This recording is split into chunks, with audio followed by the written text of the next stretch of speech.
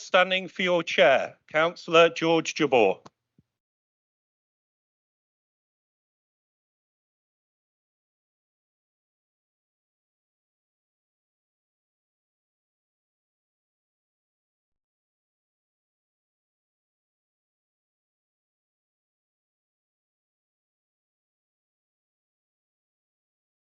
Good morning, colleagues. Please be seated.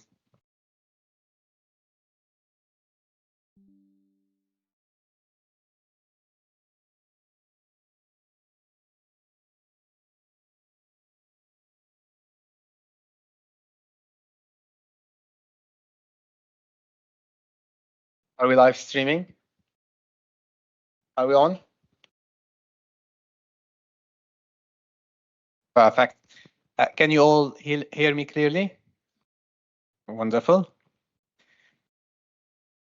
Before we start the formal business of this council meeting, I would like to mention that back in January, I had the privilege of attending a Holocaust Memorial Day service at Ripon Cathedral, which was hosted in partnership with the Harrogate Hebrew congregation. I think that Councillor Brodigan, who was there too, would agree that it was a moving occasion. Following the service, and after consulting with the group leaders, I was delighted to extend an invitation to representatives from the Harrogate Hebrew congregation to join us this morning. So it gives me an enormous pleasure to welcome them today and to mention in particular President Bernard Cohen and Vice President and Chair Roma Cohen. Welcome, and we're delighted that you are with us today here. I now would like to ask Hayden Cohen, who is also a member of the North Yorkshire Council Committee on Religious Education, SACRE, to address the Council and read a psalm, followed by Anne Morris, OBE, who will read a poem. Over to you, Hayden. Good morning, Council and Chair, Councillor Jabbour. Many thanks for inviting me here to speak as a representative of Judaism. My name's Hayden Cohen, and I'm not a rabbi or indeed clergy, but a committed and proud Jew and Yorkshireman who, beyond my role on SACRE, and many thanks for everyone for making me welcome, but especially so Committee Chair Councillor Alison Baker, I sit as Deputy at the Board of Deputies of British Jews, representing my community of Harrogate Hebrew congregation as best I can, in a very similar way to how you all represent your constituents in wards across North Yorkshire. I'm aware that this is probably the first time such an honour has been bestowed on anyone Jewish in the history of North Yorkshire Council and its previous feeder councils, especially with many UK Jews feeling concerned with swiftly increasing levels of anti-Semitism. Just this week, the Union of Jewish Students released their findings that 1 in 5 British students don't want to house share with anyone Jewish, and 1 in 4 British students have seen behaviour that targets Jewish students purely for their religion and/or ethnicity. And this is only what we see. Council anti-Semitism is where it starts, but it's never where it ends. The next few years are more likely than not to be tough. And I hope and pray that you continue to make decisions that demonstrate your commitment to community, society, and freedom of religion for all. I'd now like to read Psalm 19 in English, which in my reading of it sums up perfectly the commitment to solid judgment and careful language we all should aspire to, especially in democratic life. To the chief musician, a psalm of David. The heavens declare the glory of God, and the firmament proclaims his handiwork. Day to day utters speech, and night to night expresses knowledge. There is no speech, nor are there words, their voice is not heard. Their line is gone out through all the earth, and their words to the end of the world. In them he has set a tent for the sun, which is like a bridegroom coming out of his chamber, and rejoices like a strong man to run a race. His going forth is from the end of the heaven, and his circuit to the ends of it, and there is nothing hid from his heat. The Torah of the Lord is perfect, restoring the soul. The testimony of the Lord is sure, making wise the simple. The statutes of the Lord are right, rejoicing the heart. The commandment of the Lord is pure, enlightening the eyes. The fear of the Lord is clean, enduring forever. The judgments of the Lord are true and righteous altogether. More to be desired are they than gold, even much fine gold, sweeter also than honey and the honeycomb. Moreover, by them is thy servant enlightened, and in keeping of them there is great reward. Who can discern errors? Cleanse thou me from secret faults. Keep back thy servant also from presumptuous sins. Let them not have dominion over me. Then shall I be upright, and I shall be clear of much transgression. Let the words of my mouth and the meditation of my heart be acceptable in thy sight, O Lord, my rock and my redeemer. I'd now like to introduce Anne Morris, OBE, who will read a short poem. Thank you.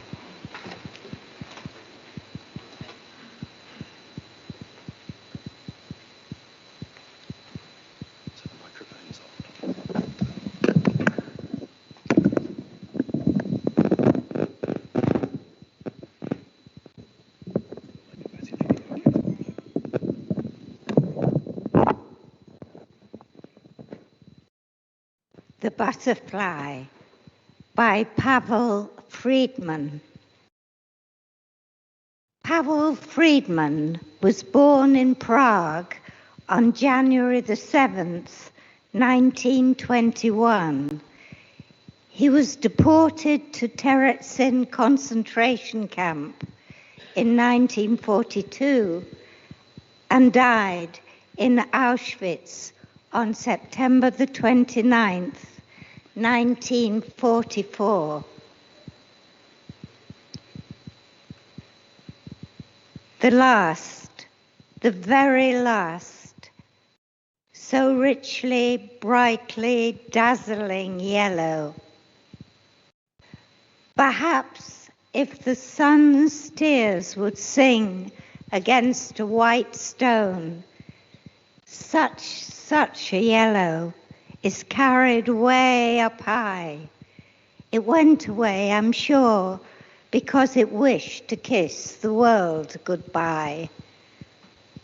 For 7 weeks I've lived in here, penned up inside the ghetto, but I have found my people here. The dandelions call to me, and the white chestnut candles in the court. Only I never saw another butterfly. That butterfly was the last one. Butterflies don't live in here anymore, in the ghetto.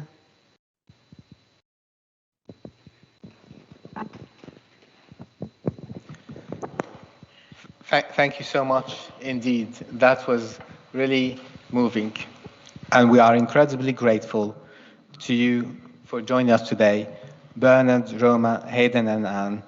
It is genuinely much appreciated. I would like to welcome the honorary aldermen, members of the public and the press, and those watching online to this meeting of North Yorkshire Council. Please note that this will be a live broadcast meeting of the Council and will be available to view on the Council YouTube site and website.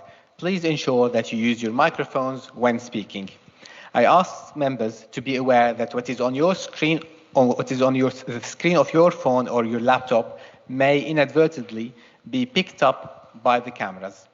Item 1 involves 3 sets of minutes. So first, regarding the minutes of the quarterly meeting of the Council held on 12th of November 2025, is Council content that the minutes are correct records?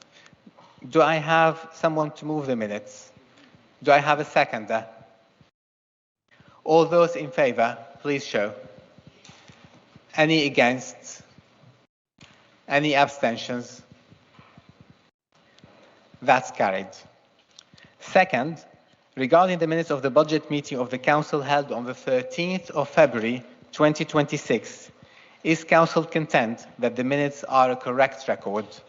Do I have someone to move the minutes? Do I have a seconder? All those in favour, please show. Any against? Any abstentions? That's carried. Finally, regarding the minutes of the extraordinary meeting of the Council held on 13th of February 2026, is Council content that the minutes are a correct record? Do I have someone to move the minutes? Do I have a seconder? All those in favour, please show. Any against? Any abstentions? That is carried. Item 2 is apologies for absence. I've received apologies for absence from Councillors Sam Cross, Steve Shorite, Steve Mason, Joy Andrews, Janet Jefferson, Monica Slater, and Stuart Parsons. Do the group secretaries wish to add any others? Councillor Joy Andrews. Sorry, my apologies. I was listening. Councillor Derek Basterman. Anyone else? Okay, thank you. Item 3 is declarations of interest. First, regarding the item about the Community Governance Review, I understand that the dispensation was granted from the Standards and Governance Committee to the members who have an interest relating to the parish councils included in the review. Can I ask those councillors to declare their interests?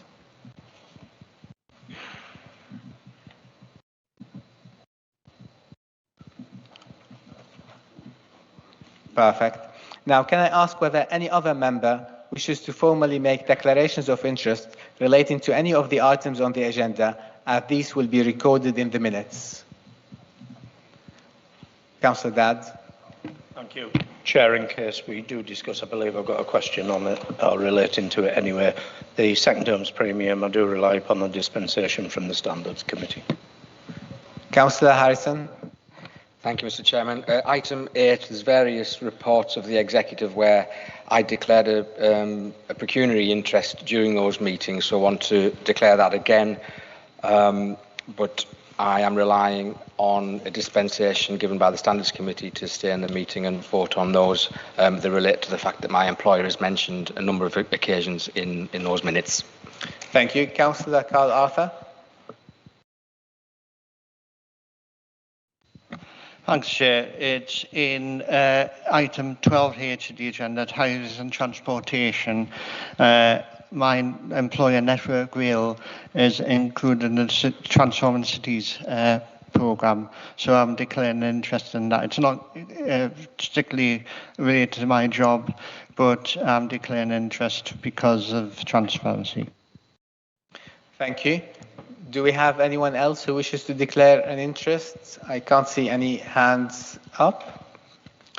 Item 4 is Chair's announcements. We are all aware of the recent sad passing of former North Yorkshire County Councillor David Ashton.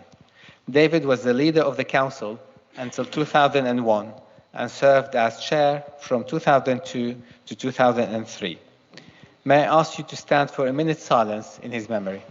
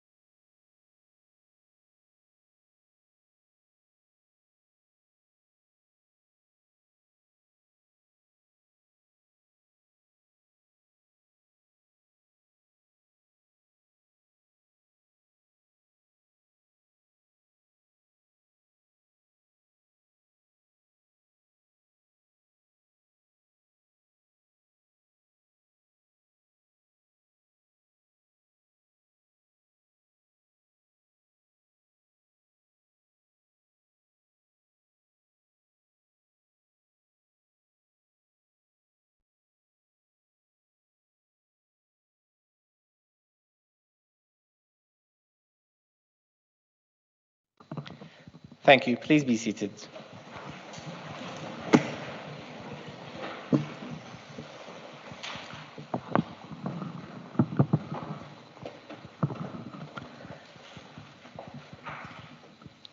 Members might recall the adventure I enjoyed over the summer, walking the coast-to-coast path ahead of its designation as a national trail.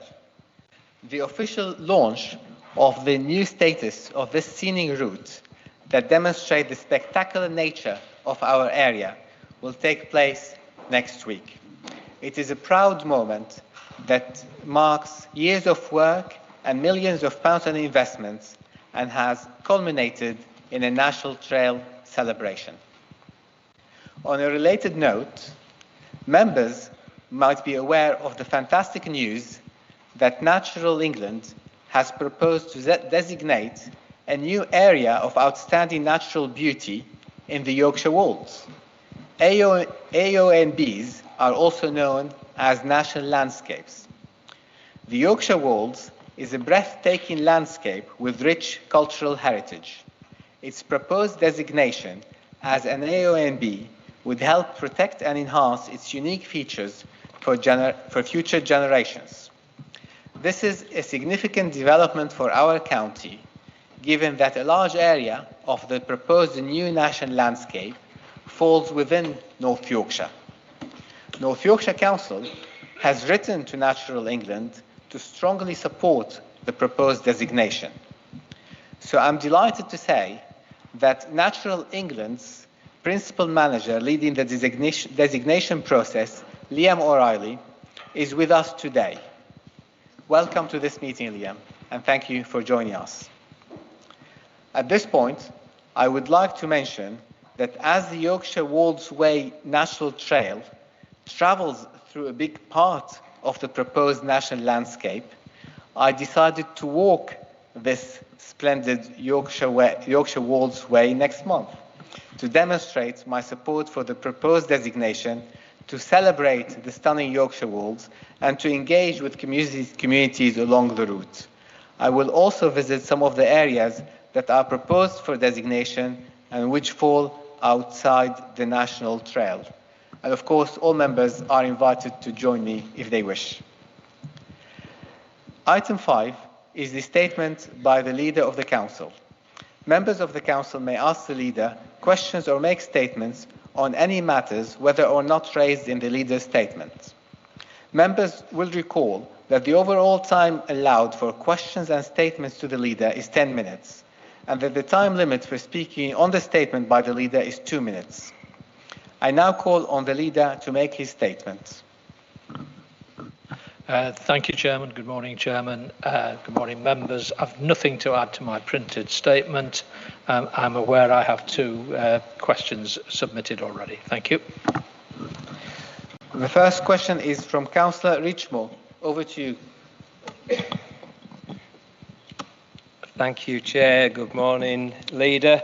There are serious concerns about the proposal to move council activity out of Scarborough Town Centre to a site on the edge of town along the A64. At a time when Scarborough businesses are already under pressure and town centre footfall is declining, removing council staff and democratic activity from the heart of the town risks further weakening of the local economy. Even more importantly, it risks weakening local democratic accountability. Moving meetings and council activity to an out-of-town office complex will inevitably make it harder for residents to attend, observe and engage with their council.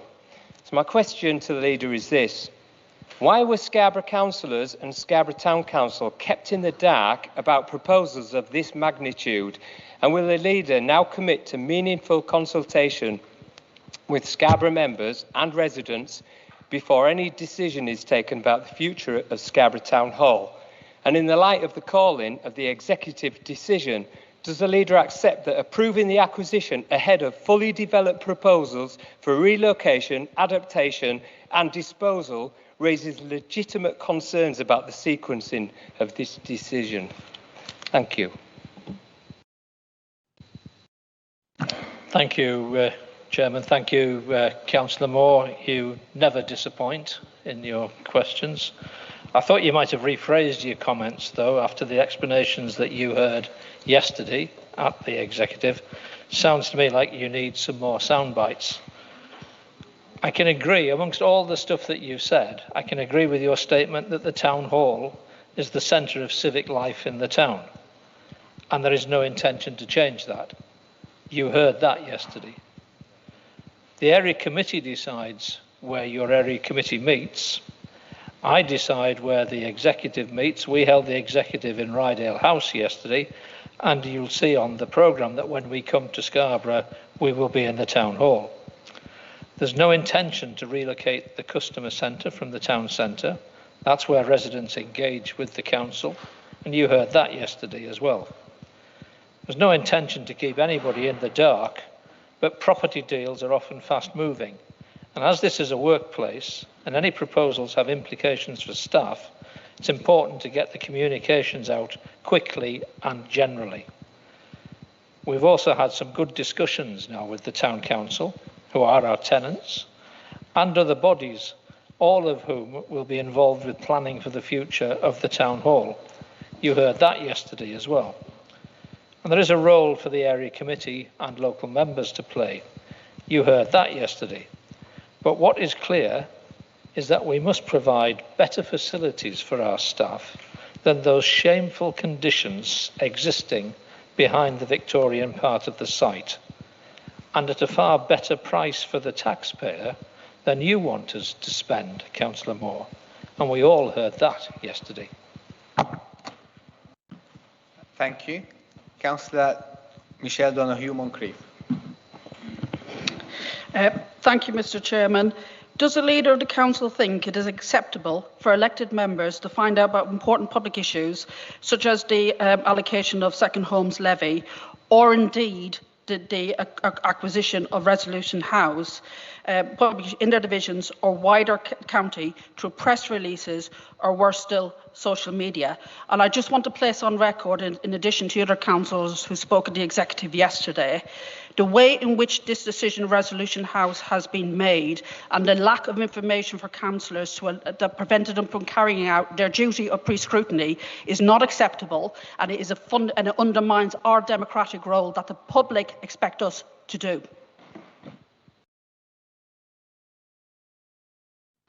Thank you, Michelle, for that question. In principle, I completely agree with you. If in particular you're referring to the Affordable Homes project in your division, which I believe the original question was about, I'll accept. We goofed up. We got it wrong. I'm sorry. Simon's sorry. The officers are sorry. It shouldn't have happened. It shouldn't happen again. If you're referring to the project that we didn't tell you about at the right time, I think we can all agree it is a good project. It's addressing a problem that we all agree we have. It's using second homes premium monies, and we're the only council in England to do so. Thank you, Councillor Les. I have 3 more speakers, then I can come back to Councillor Richmore if he has a supplementary. I've got Councillor Andrew Williams, Councillor Kevin Foster, and Councillor Matt Walker. Let's start with Councillor Andrew Williams. Can I first of all, Chair, welcome the government's decision to increase the funding offered to local authorities in respect of highway maintenance. But could I then ask the Leader to outline the impact that proposals coming out of the Combined Authorities Mayor's Office would have in terms of the failure to passport that money as outlined by the DFT back to North Yorkshire Council in the proportion indicated? And could he also, whilst I'm on my feet, confirm that yesterday, in answering a question that I put to the Mayor, he claimed that there had been an underspend in our highway maintenance budget in 2 years of the previous 5. Would he actually, the Leader, confirm that over the last 5 years this authority has overspent on its allocation by £4.541 million, and that the Mayor is therefore mistaken? Thank you for your question, Councillor Williams. It'll be difficult to answer in any detail because negotiations are still ongoing. But let me put this into context first of all. We've been facing the worst winter in memory this year for bad weather, not the beast from the east that we dealt with 10 years ago, but actually just persistent rain that has got not only into our surface of the roads, the tarmac, but also into the substructure. So it's going to be a very difficult year going forward for road repairs. Presently, all monies go to the combined authority, and previously they have been passported in full to the two local authorities. The Mayor has been suggesting some changes to have an increased allocation for improvements out of the maintenance fund, to have a mayoral maintenance fund, and it has been suggested that we might actually benefit from that. We might get more money from the Mayor, but we don't know the detail of that. And also, the Mayor has suggested that he should change the distribution, whereas previously York got 7 or 8% of the total pot, and we got 92 or 93% of the total pot. Now the Mayor is suggesting that that should be a 90%, 10% split. And that's suggested as a minor change. A minor change, actually, that means something like we would potentially lose something like £7 million a year. Now, we understood that these changes would be part of a negotiation over the next 12 months, ready for next year's implementation. We now find that it's been proposed for this year, which is somewhat worrying, especially as at the moment we are actually out to tender for many of the projects that we've built in to our capital programme for the coming year. So there are officer meetings going on. I believe there might have been one held already this morning, and I haven't had all the detail of that meeting of the details. And we're going to have a political meeting tonight with the Mayor, myself, the Deputy Leader, and the Leader and Deputy Leader of York. So I'm not sure what is going to come out of those meetings, which is why I hesitate to give you a definitive answer, Councillor Williams. But the situation, I would say, is worrying, to say the least. Thank you, Councillor Les. Councillor Kevin Foster, if you can be very brief. Hello, thank you very much. I'm sorry I couldn't have this question ready, Leader. However, I only found out about recently. I just wondered if the Leader is going to visit all 90 divisions, as he did in Ripon recently, that I've seen on a actually Facebook page, and have a look at all our potholes through the areas, or was that just a one-off situation? Thank you. Chairman, I think most members will know that I go wherever I'm invited. And as it happened, Ripon was between the two maternal graves of myself and my wife, so it was very easy for us to drop in at the invitation of Ripon City Councillors. Thank you, Councillor Les. Item 6 is public questions or statements. None was submitted. Item 7 is the motion asking the Leader of the Council to write to the Secretary of State for Education regarding the SEND review. This notice of motion was referred from the Council meeting on 12th of November 2025 to the Scrutiny Board and then to Children and Families Overview and Scrutiny Committee. When a committee reports back on a motion with its recommendations, the committee's recommendations become the substantive motion. One member may speak for 3 minutes to introduce the findings and recommendation of the committee, and the mover or seconder of the original motion may speak for another 3 minutes to either oppose or agree the recommendation. There will be no moving of amendments, questions, or any other discussion of the motion prior to the vote upon it. I call upon Councillor Caroline Goodrick, Chair of Children and Families Overview and Scrutiny Committee, to speak to the report and recommendations of the committee.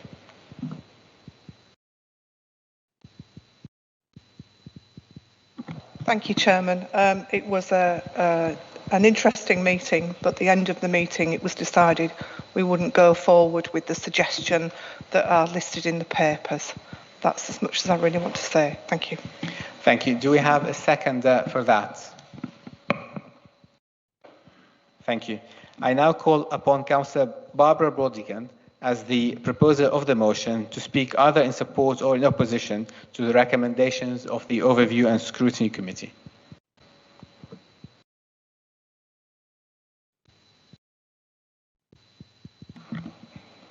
Thank you, Chair.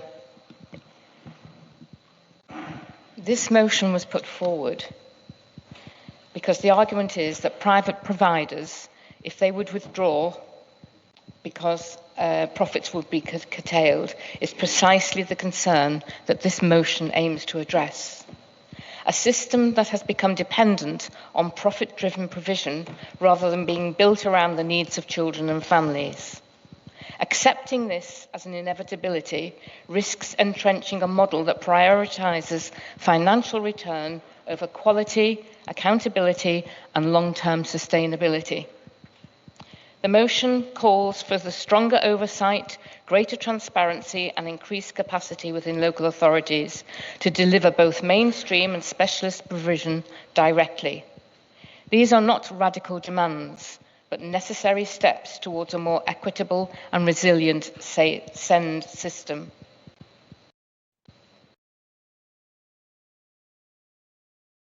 Children and families deserve a system that works for them, not one constrained by market forces. I remain committed to advocating for meaningful change and urge continued dialogue and action to ensure that future decisions reflect the best interests by those most affected.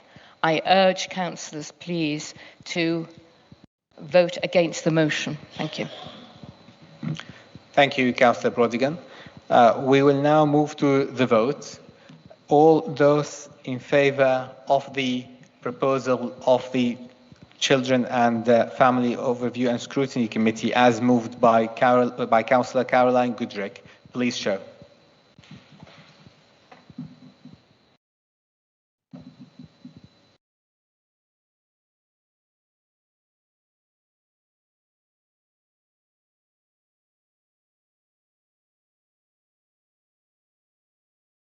Those against, please show.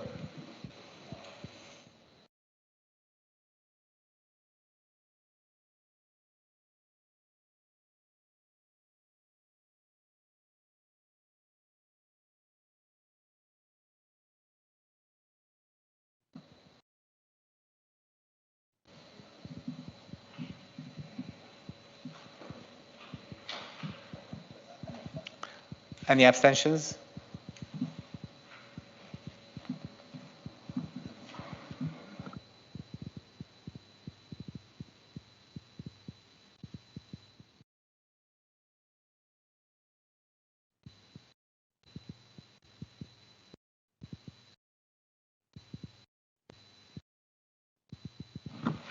Okay, so that those in favour were more than those against, which means that the motion as proposed by Councillor Caroline Goodrick has been carried and is successful, and the original motion has failed. Item 8 is the report and recommendations of the Executive. There is one recommendation to Council from the Executive, and that's North Yorkshire Council Pay Policy for Senior Managers. This item was considered at the meeting of the Executive held on the 17th of February 2026. I call on Councillor Gareth Dadd to move the recommendations. Chairman, given that there's no fundamental change in policy or fundamentals, I'll move it, and it was approved last year as well. It's just a process, an annual process that we must go through. Thank you, Councillor Dadd. Do I have a seconder? Thank you. Is there anyone else who wishes to speak on this item?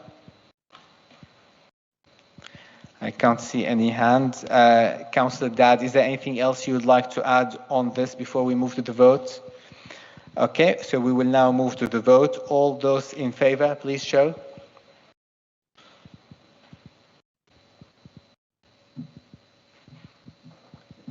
Any against? Any abstentions? Okay, the vote is carried. Item 9 is to consider the consultation results of the first phase of the 2025-2026 Community Governance Review and to approve proposals for Stage 2 from the Standards and Governance Committee. I call on Councillor Clive Pearson to move the recommendations. Thank you, Chair. The report asks members to consider the recommendations for a second and final consultation on the Community Governance Review for a number of parishes and parish councils to ensure that the residents are are represented in the most suitable way.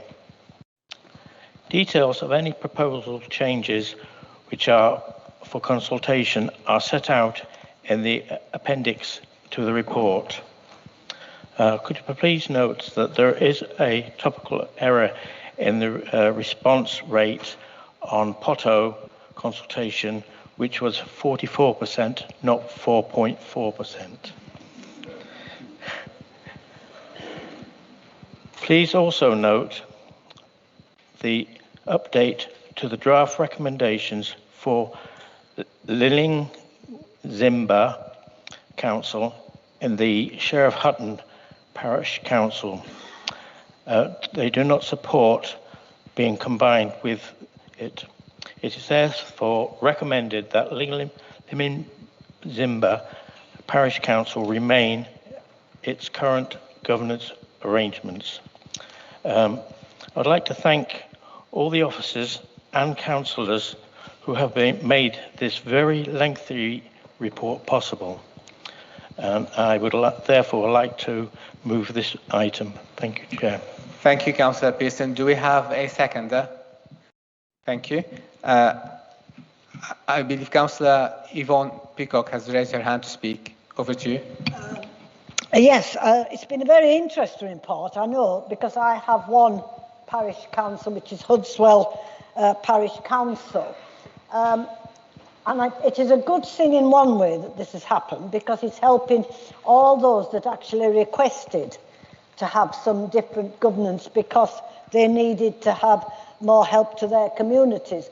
But a place like Hudswell, if we'd done anything different than the recommendations of putting them all under one as Hudswell and district, would have been quite ridiculous, because there is only 50 residents in the other area. And at the moment, fine, we happen to have the chairman is actually from Stainton, which is one of the places. But who knows in the future? We know sometimes how difficult it is for these parish councils to continue, as has happened with the one that's Bolton, is it near Scotland, couldn't actually go ahead. They were not even functioning. This is why it's important that we did it. But even though it's so important we do it, it's just reminding us of our legal duty that we have to do and what it costs. Now, being from Yorkshire, and certainly a Dales person, take care of the pennies, the pounds will take care of themselves. This has supposed to have cost just £15,000. But 15,000 is 15,000. And the point also is that our legal department's going to be involved, and that's the other problem, because there's a lot of legal work having to happen at the moment in this council, and quite easily becomes sometimes a backlog, which we already know about. So it's just very much putting a marker up, saying if we have to do something legal because it's important, and it certainly was important in this case for the parish, for our parish councils, we have to do it. But please, I would hope that anything we do going forward, make sure that it is something we have to do, because of the fact that this could easily mean that we're spending money that is needed elsewhere. But I'm definitely happy to second the recommendation. Thank you, Councillor Peacock. Councillor Napton. Yeah, thank you, Chairman. I was granted a dispensation so I could speak on this item. That's because I was appointed as a parish councillor in one of these cases to make it quorate. I just wanted to say that it's not because of any of my clerk employments. I am not employed by any of these councils that are listed. But it's very important that we support good governance in the parishes. Parishes often struggle to remain quorate because of the busy lives that residents now lead. And so when councils come forward with proposals in order to support their governance, I think we should wholeheartedly support them. It's unfortunate that that then costs us £15,000, as Yvonne said, but it is a small price to pay, I think, for democracy, within the county. So I think we are well placed to assist parish councils and ensure that the parish councils' futures are secure. So that's all I wanted to say. Thank you, Chairman. Thank you, Councillor Napton. I've got Councillor Sanderson and then Councillor Goodrick. Thank you, Chairman. Yes, I declared an interest too. This is of particular interest to me, not least because I am now a somewhat reluctant member of several failed parish councils, both within and outside of my own division. As part of my partnership work, we've been looking into why parish councils fail and what can be done to support them. So in that respect, I have sympathy with what Nigel's just brought forward. What is astounding is that of the 19 requests for a CGR, only 4 now, not 3, of them had responses from more than 10% of their residents and only 13 less than 5%. So you could say the demise of the parish council appeared to be down to death by apathy. Having recently completed a CGR for 2 paired villages in my own division, I understand that there are statutory formats to this undertaking, but I am not sure residents do. And from reading the forms in the appendices, which I did, almost 100%, that was one of the themes that came through, that lack of understanding. So I think there is a lack of information that needs to go out when we do these things. So my concerns are the expense in both time and money for this undertaking, much of which is unavoidable. Perhaps we should direct more resources into preventing failure instead of sweeping up afterwards, which is what the partnership was trying to do. We should also ensure that residents understand the complex process, because this has potential to do reputational damage to North Yorkshire.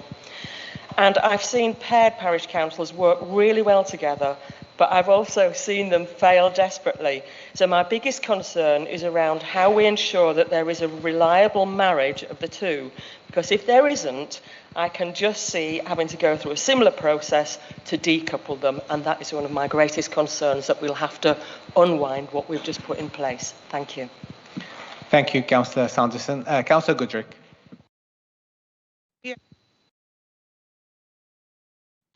Sorry, I have a number of parish councils who are all struggling, and they all tell me that part of the problem is the governmental restrictions that they've got to comply with, the fact that they can't find appropriate support in the form of parish clerks, and the net result is that they become disillusioned with what they're trying to do and they walk away from it. So it's a very desperate situation. I'm not sure how we resolve this situation, except to say that whilst I respect that parish councils are their own individual entities, I do think we have a responsibility as the overarching authority to give them the support that they need, whether that be a bank of parish clerks or and training, I don't know. But it does worry me. They are the first level of government in the local community, and they are falling over for various reasons, and I think we need to do much more to support them. Thank you. Thank you, Councillor Goodrick. Anyone else wishes to speak on this item? Okay, I can't see any hands up. Councillor Pearson, would you like to say anything in response to the comments that you have heard? No, thank you, Chair.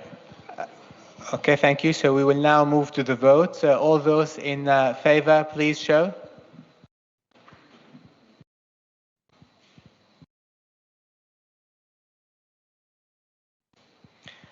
Any against? Any abstentions? The vote is carried. Item 10 is appointments to committees and outside bodies. I note that an updated summary has been circulated to all councillors, and it lists the nominations. I'm going to go through them one by one. If a nomination is contested, we will then have a vote on it individually. But first, can I call on Councillor Carl Les to move the recommendations? Thank you. Do I have a seconder? Thank you. So let's start with the list. First, we've got the vacancy about the Vice Chair of Children and Families Overview and Scrutiny Committees. I believe that so far we've got one nomination, which is Councillor John Ritchie. Do we have any other nominations? I can't see any hands up, so Councillor Ritchie would be appointed to this vacant position. The Pension Fund Committee, I've got one nomination for Councillor Peter Wilkinson to be Vice Chair. Do we have any other nominations? No, we don't have any.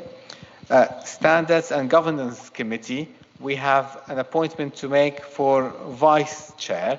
I've got two nominations so far. One is Councillor Melanie Davis, and the other one is Councillor Kevin Foster.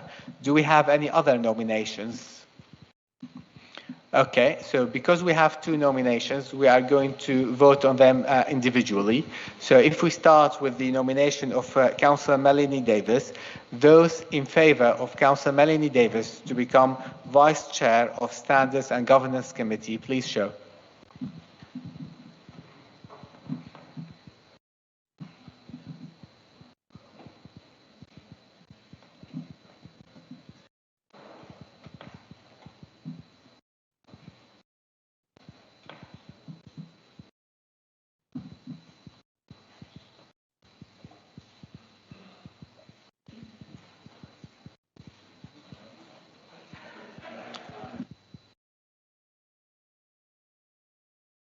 Thank you, members. Now, can we see those who are in favour of Kevin Foster as Vice Chair of the Standards and Governance Committee? Please show.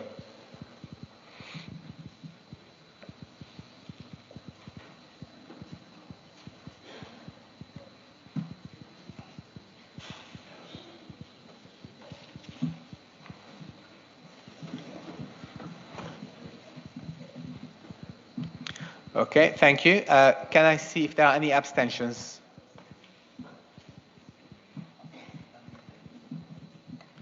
Okay, so as a result of the vote, Councillor Melanie Davis has received a larger number of people of votes in support of her nomination, so she will be appointed as Vice Chair of Standards and Governance Committee.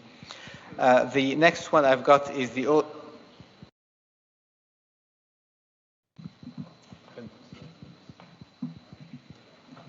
regards to the numbers, we had 46 in favour of Councillor Davis and 23 in favour of Councillor Foster. Thank you.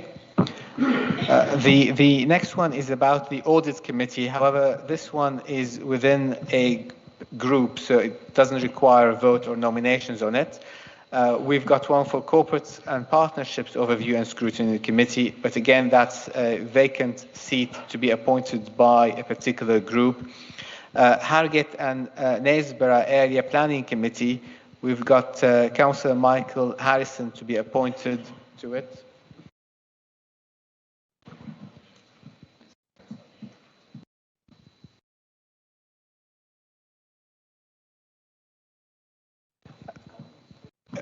Thank you. Is this on one of those nominations? Okay. Thank you, Chair. So I'm substituting today for Councillor Steve Shawright. I'm not as knowledgeable as him about the committees. It's a bit of a mystery to me. I'm also not as erudite as him, so don't laugh. Can I just ask about Corporate and Partnerships long-standing vacancy and what the process might be for filling that? Because I understand, I think I've got this right, it belongs to the fully unaffiliated independents. No? North Yorkshire Independents. North Yorkshire Independents. But it's not been filled for some time. So is it possible that another committee, that place could go to another member of this council who is willing? If it is, I have a fresh victim who said that they would do that. Thank you.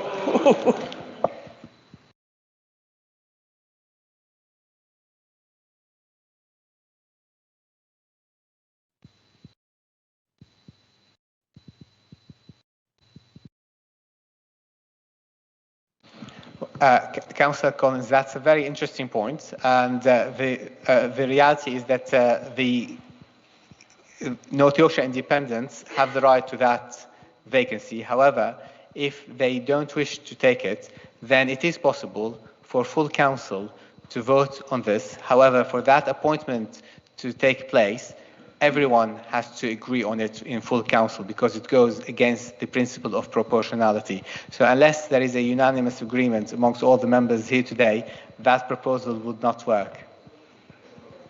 So can I give you the name of my fresh victim, in which case you might have a view?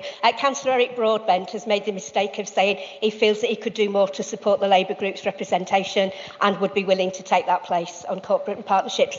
I understand everybody in the room has to be agreeable. Thank you. Perfect.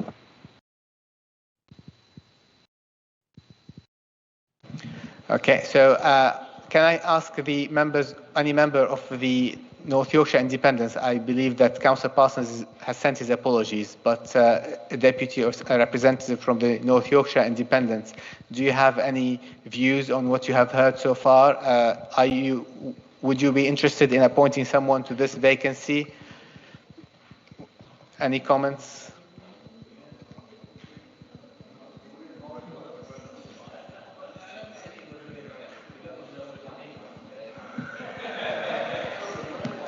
Okay. So, do we have a seconder for Councillor Collins' proposal? Okay, we've got Councillor Proud. So I think we are going to take the very unusual step on this. Is this a question on? Well, it's a sort of point of order. I think if there's going to be a new appointment to this committee, I don't think it. I mean, with respect, I don't think it can just be one person saying such and such is going to be the committee. I think it needs to be thrown open again and brought back to the next full council meeting. And for that to take place, it's just enough for you to say no to that proposal. And I'm assuming that by having spoken now, you have expressed that you don't wish a vote to take place now. And therefore, it appears to me that probably it is better to wait until next full council meeting so everyone is aware of what is happening in terms of this position, because it's enough for only one person to raise concern. But Councillor Collins? I accept the point. I think there's a principle here about making sure that every committee place is filled. So if that means that when we come back in May, we have a list of the vacant committees that various groups haven't been able to fill, that they are all open to open nominations. I regret you feel like that right now, but I accept that. Thank you. Thank you. And I think what we have established today is a very interesting point about filling the vacant positions on committees, because this is something that I don't believe that we've had in this council before. And I think going forward, it is possible to try to use this mechanism where all members of this council can agree on a nomination again, and goes against the political proportionality. So if we go back to the list of committees and appointments to go through, the Harrogate and Knaresborough Area Planning Committee, I mentioned that Councillor Michael Harrison is to be appointed to it. And then the Yorkshire Dales National Park Authority, it is Councillor Felicity Conley-Flister who is going to be appointed to that.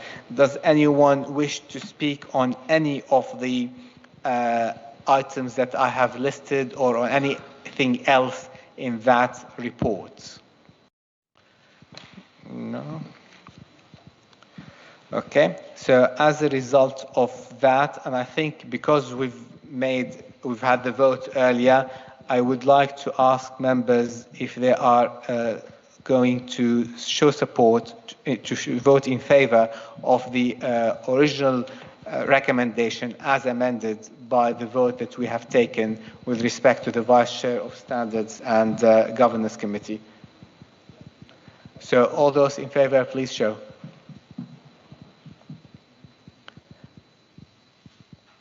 Anyone against? Any abstentions? That's carried. Now we move to item 11, which is quite similar, but this one is appointments to committees according to proportionalities. And again, there was a list of an updated summary that has been circulated to all councillors. So first, I would like to call on Councillor Carles to move the recommendations. And then a seconder, please. Perfect, thank you. So there are 4 items on this. You will see that from the paper that the first one was to reform UK seats on overview and scrutiny committees from unaffiliated independents. Councillor John Mann to be appointed to scrutiny of health committee, and also having spoken with the group earlier, I believe he would like to be appointed also to the corporate and partnership overview and scrutiny committee. Is that correct? Okay, so these 2 appointments for Councillor Mann. Then the next item is 1 reform UK seat on ordinary committees from unaffiliated independents. And again, I believe Councillor John Mann to be appointed to the General Licensing and Registration Committee. So I'm seeing nods there. The next item on this is a question to members of the council regarding the Harrogate and Knaresborough Area Planning Committee. Based on the calculations of proportionalities, reform are not entitled to a seat because they have the smallest number, but they have a councillor who is based within that area committee.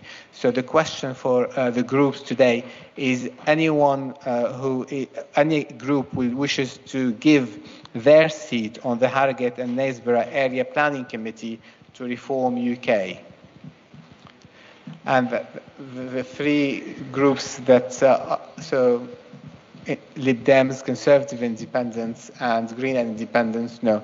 Okay, so therefore there won't be any changes to the Harrogate and Knaresborough Area Planning Committee as a result of this report, notwithstanding the fact that Councillor Harrison was appointed to it in the earlier item. And then finally, we've got the 6 appointments from the Conservative and Independents group to the Scrutiny and Overview committees and the other committee about the licensing as circulated earlier. So these are the 4 different items, and I think we have agreed all of them now. However, for the avoidance of doubt, I would like to have a vote on this as well. But I think Barry would like to say something first. Yeah, thank you. Just not to make it even more complicated, but there is still a vacancy for the Care and Independence Overview and Scrutiny Committee now for the unaffiliated independents. So I wonder if, when the vote, you can actually then delegate the ability to me to actually appoint once we had a chance to speak to those individual councillors.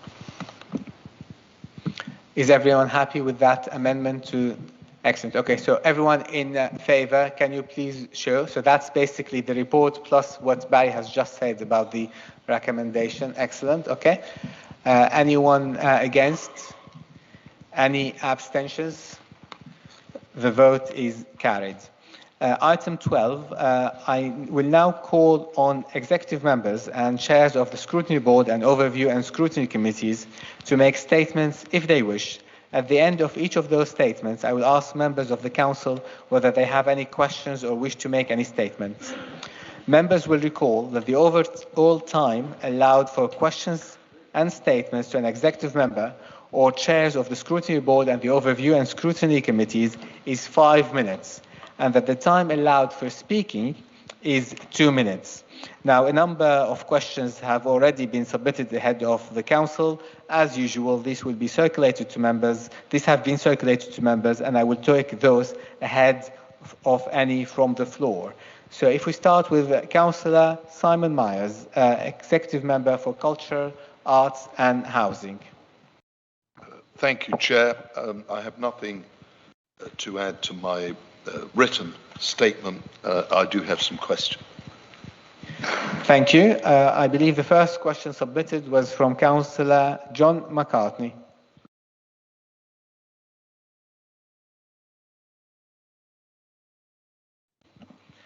Yeah, thanks, Chair.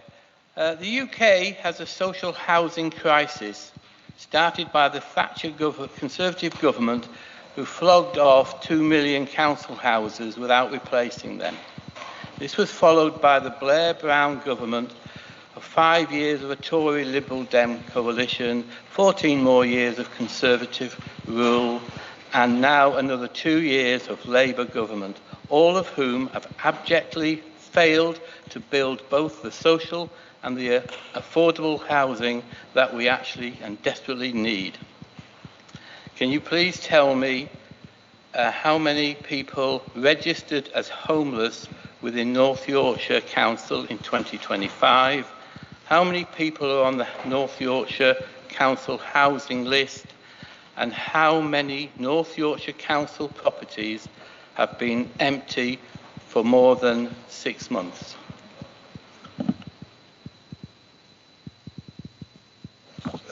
Yes, thank you, John, for your question.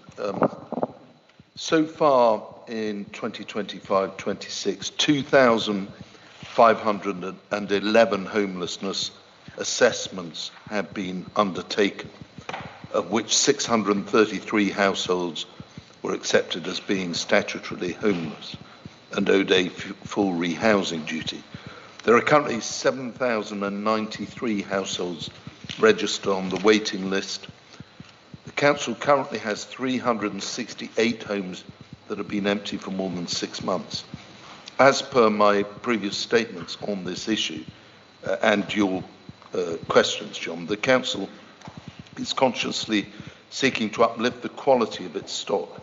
Additional works are being undertaken on void properties to ensure they meet the council's new lettable standard. In addition, capital works are being undertaken to enable retrofit of homes where needed. As previously highlighted, this has resulted in average void times and void numbers increasing. We are mindful of the balancing act that we need to make around meeting demand and ensuring homes are decent. In early 2026, we procured another 7 contractors to help speed up the relet process. Thank you. I've got a question to Councillor Myers from Councillor Peter Lacey. Thank you very much.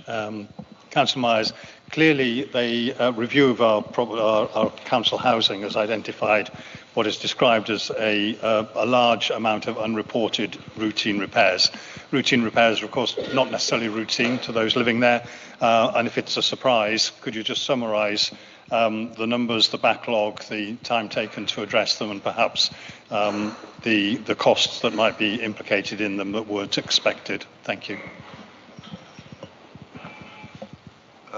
As to some of the figures which you didn't ask in your written question, Peter, I'll see you get them. And they're shared with the councillors because I know they will be of interest. But the basic point is this. Our stock condition surveys have thrown up a lot of unreported repairs, and that's why there is a backlog. We want to reduce that by ensuring that we provide long-term investment. As part of our housing improvement strategy, we are taking forward a very ambitious programme of comprehensive stock condition surveys, having started from a base which will shock other people who run housing revenue accounts 3 years ago, of having no stock condition surveys on any of the 8,500 properties in North Yorkshire. I'm pleased to report we're well on with this work, and we have to date assessed around 60% of our stock. It's imperative that we crack on with that.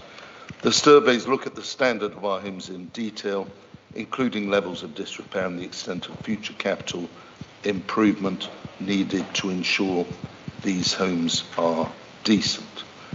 But as I say, in terms of figures, I'll make sure they're shared with councillors. I don't have them off the top of my head. As we've just passed time, I'm going to ask Councillor Donoghue Moncrief if she can briefly ask her question. Thank you, Mr. Chairman. My question is in relation to the award of the second homes levy to Broadacres for the site on Sandslave and Humby, and I'll just do the last 2 parts of it. Could the executive member advise me as to whether community engagement in relation to the site in question was assessed prior to the award of the monies, and were any conditions relating to community engagement attached to this significant award of public money?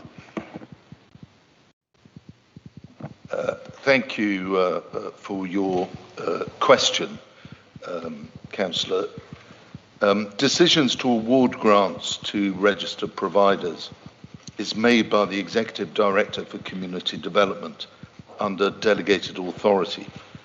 and the format is that prior to any decision, applications are presented to the Affordable Housing Funding Panel, which assesses the merits of the application and makes a recommendation. As the leader has already said, Councillor, we apologise in the particular instance of that case in your ward that you were not notified about that decision.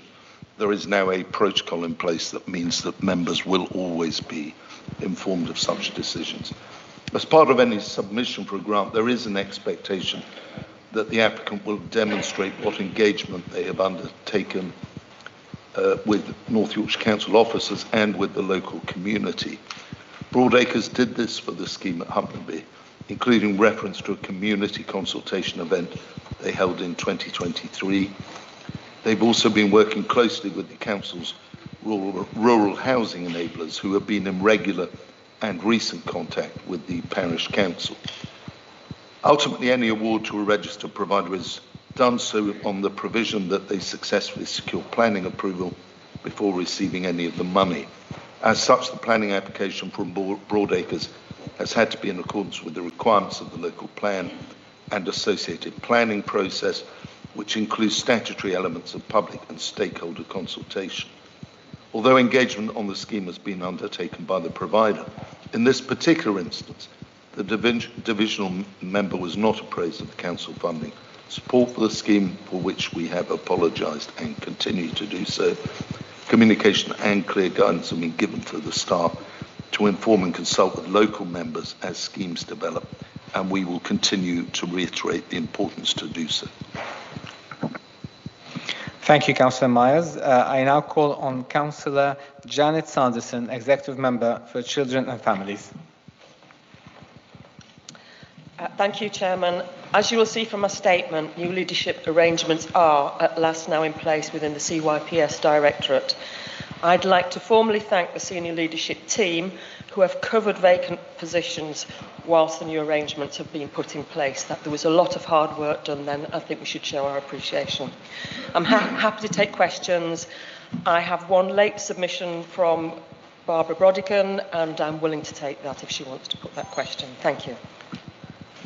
Councillor Brodigan, would you like to read your question first? Thank you, Chair. And thank you, Councillor Sanderson. So, given that the volume of education, health and care plans remains extremely high, and only 72.8% were issued within the statutory 20-week timeframe in Q3, what actions is the Executive Member for Children and Families taking to ensure North Yorkshire improves timeliness and capacity in the SEND system, particularly in the light of the forthcoming national SEND reforms and the anticipated shift towards greater mainstream inclusion? Thank you, Councillor Sanderson. Thank you, Councillor Brodigan, for your question and for giving me prior notice. I was actually a little surprised by this question on two accounts. Firstly, because as you would have noticed from the Q3 monitoring report, which came to our executive meeting on the 17th of February, the trajectory of the EHCPs issued within the 20-week period has made a spectacular improvement in the past year, from 7.7% in Q3 24-25 up to 72.8% this year, and taking us from an amber RAG rate well into the green. Secondly, at that same executive meeting, Councillor Goodrick asked this same question, all but the latter part, about the proposed SEND reforms. You will appreciate that although we have tried to align our services with the anticipated parts of the reform, at this stage it is my understanding that these reforms are only proposals and still subject to change. So in respect to what actions we've taken to make rapid improvement, I will repeat the answer that I gave to Councillor Goodrick at the performance monitoring meeting. We have provided a more structured approach to casework, as well as increased the input from educational psychologists. We have timely information, but also robust monitoring of each stage of the casework process. We track and address delays early, and this has led to a rapid upward shift. Finally, of course, we will always strive to ensure all our children's plans are completed on time. We won't sit back on our laurels, but clearly we are doing something right. Otherwise, we would not have seen this clear improvement, and we would not be significantly above the previous reported national average of around 45%. Thank you. Thank you. I've got Councillor Aldred and Councillor Goslow, but I'm not sure who was first. Let's go alphabetically. Councillor Aldred. Thanks, Chair. Hopefully a quickie, Councillor Sanderson. We've just announced increased rates of pay for our foster carers, who I'm sure you agree, and I know you'll agree, are doing a fantastic job on behalf of the Council. We've raised it to the minimum level which the government are recommending. But bearing in mind, we're currently investing in a very big recruitment campaign for foster carers. We have been since I joined this council, I think. Can we not look at actually putting those pay levels above the minimum level so it will become much more attractive to be a foster carer in North Yorkshire? Thank you, Councillor Aldred. I absolutely agree with you. Our foster carers they do an amazing job, and we have we really value their input and what they do for our young children. They really make a difference to the lives of those young children. It's quite a complex process, the funding of foster carers. There are several different levels, and over the past few years, we've always looked at this package as a whole. So whereas we will be keeping an eye on it, there are various things that we do that other authorities don't do. And so if you want details of that, I'm happy to pass them on, but it's not as simple as just raising it up above the minimum level. Thank you. Thank you. Councillor Goslow, would you like to ask your question quickly? Thank you, Chair. Given the increasing financial pressures preschools in my division are reporting, could the executive member outline what further support North Yorkshire Council could offer beyond the statutory funding rates to help them remain viable and continue delivering high quality early education? And as the evidence demonstrates, this investment in early years is hugely effective and improves outcomes for children throughout their life. Thank you. Yeah, thank you for this question. This actually isn't in my portfolio, but I'm happy to get you a written response. Thank you. The next member of the executive is Councillor Richard Foster. He is the member for managing our environment. Councillor Foster. Nothing further to add to my report. Thank you. Now, I believe, Councillor Murday, you have withdrawn your questions. As a result, I've got only 3 questions for him. If Councillor Moore could summarise his, we might be able to take all 3. Yeah, thank you, Chair. I'll be as quick as possible then. Scarborough currently has no public toilet provision in the town centre. With the tourist season fast approaching, residents and visitors will understandably be dismayed at that.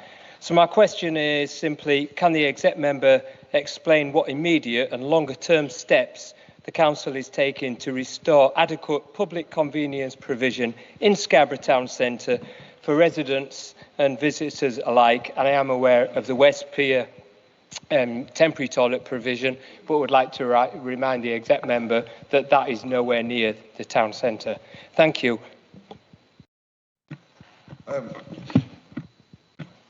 Since the closure of the Brunswick Centre, there hasn't been any actual provision really within the town centre. There was the railway station, and there is the indoor market. But that's sort of a 7-minute walk away from the main retail space, so we do agree there is a gap there. Officers have been working closely with businesses trying to get a community toilet up in place, but have so far failed to negotiate one. Maybe you bringing this up today, Rich, as wherever you are. Yeah. You're behind me. But yeah. If only you lot would sit still. So maybe you highlighting it today can bring forward a business to help us with that. We realise it's an issue. We are looking at this, and there will be further things officers will bring forward for consideration. That will be the easiest solution if we can get a local firm in place to help us with that. If any members know anybody that might be willing to negotiate something with us, please come forward to officers. As far as the West Pier goes and the Royal Parade in Filey, we have actually, I think, now secured some temporary facilities. We have been assured, both myself and the leader, will be in place before Easter, so that's a good thing. Thank you. Thank you. The second pre-submitted question was from Councillor Swanwick. Thank you, Chair. The words of my question are as follows. North Yorkshire Council's budget this year benefited from a cash windfall of 18.5 million from the government's new extended producer responsibility scheme, but the effective cash balance is projected to reduce from 17 million to 5 million in 2029-2030. What steps is North Yorkshire Council taking to use this income to generate long-term benefits through investment in new facilities and collection infrastructure in order to increase recycling and to avoid future emissions penalties from the council's incinerator? Thank you. This basically comes from people who put too much packaging on their products as they send out. We're hoping that this tax, because it is a tax on the producers, will mean that they actually do produce less rubbish. I think that's the crucial thing. But we have actually taken some out of this budget. Gareth will be better on the details of how much we pulled out of it, but we have actually pulled money out of this budget with the main aim that we do invest in our infrastructure. We have Your Waste, so we do this alongside York. So some of the things that we're doing, we're going to do a recycling treatment appraisal. So do we develop a new processing facility? Do we reconfigure what we've currently got now? Or do we utilise third-party facilities? I mean, either all or both of those things. And alongside that, we're working up a new waste management strategy, which will come before members, hopefully in the not too distant future, so that, so all our waste services and how we run is up to date. Alongside that, we are rolling out slowly, because I think we need to do this right as we do it, but we're rolling out our two-phase recycling scheme. Richmond will be next, summer into autumn, so that'll be the next phase of that. So it really is building that into a plan that makes sure that once we get the recycle it, we can then get A, maximum value for it, B, get it back used again so it is actually recycled. Thank you. Councillor Andrew Timothy.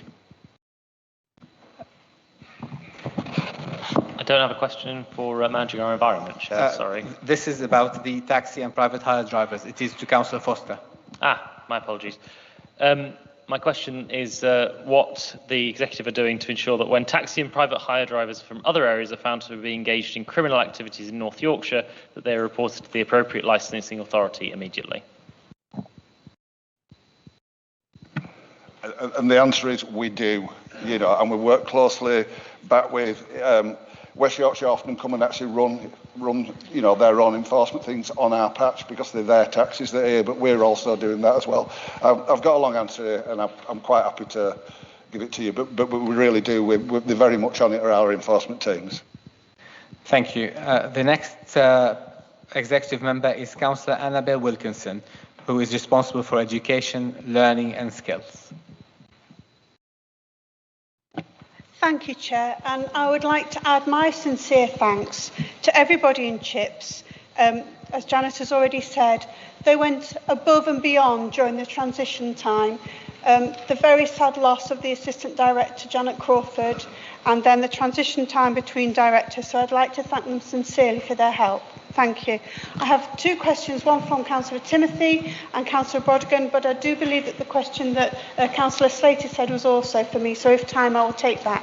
Thank you. Okay, let's start with the Councillor Andrew Timothy first. Thank you, Chair. I'd like to ask the Executive Member for Education and Skills what proportion of private SEND or alternative education providers employed by North Yorkshire Council are registered with Ofsted, and how the Council ensures quality standards in those that are not so registered. Thank you, Chair, and thank you, Councillor, for your written question. Thank you.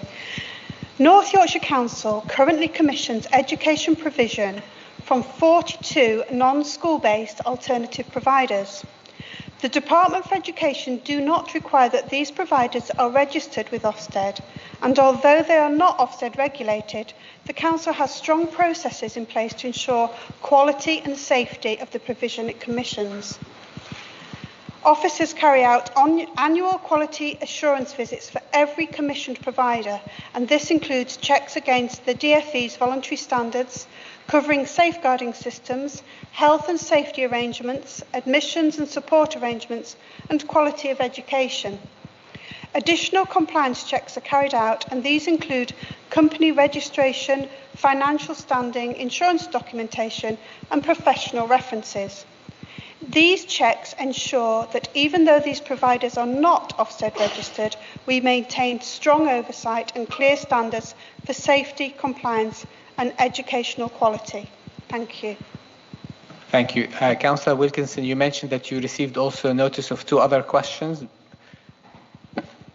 Yes, Chair. A written question from Councillor Barbara Brodigan, and the question that Councillor Slater said to my colleague Councillor Sanderson earlier is actually for me. Okay, Thank you. So let's take that question first, and then we'll go to Councillor Brodigan, and if we have time, we'll go to Councillor Murday.